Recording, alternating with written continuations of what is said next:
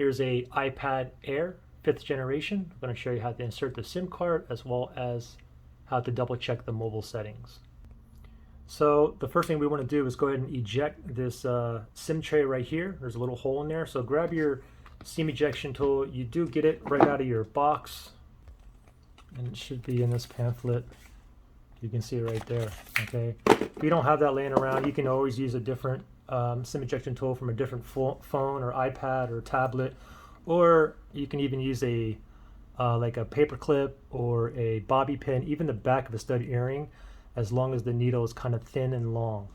Okay, so let's go ahead and grab the iPad here, and the bottom right hand side we see the outline of the SIM tray, the little hole. We're going to pop the needle into this hole, and I'm going to press in. Okay, press in until the lip here pops out just a little bit, as you can see. And what I'm going to do is I'm going to pull it out just like this. I'm not going to turn it over or anything, because I'm going to put it back in just like this. So I'm going to leave it just like this, put it in my hand.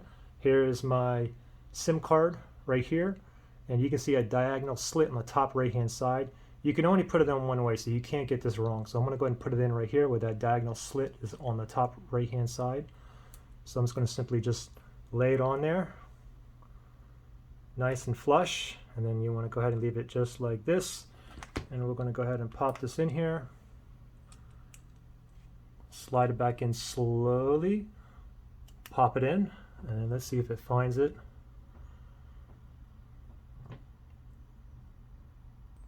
Okay, it's not showing with it locked, so let me just go ahead and sign in first, and then okay, cool.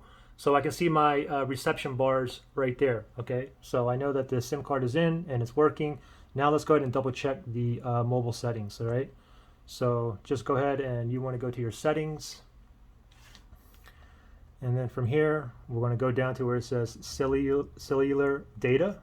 Let's tap on that right there, and you can see they turned my cellular data on by default. Now I have cellular data options. They turn my roaming off. I want my roaming on. Okay, that's up to you. Some of you guys may get charged in the roaming, some of you guys may get charged at a certain point, but I have unlimited data roaming, so I'm fine with that right there. Let me go back here, and you can see my cellular plan, which is my T-Mobile, which is my carrier here in the United States.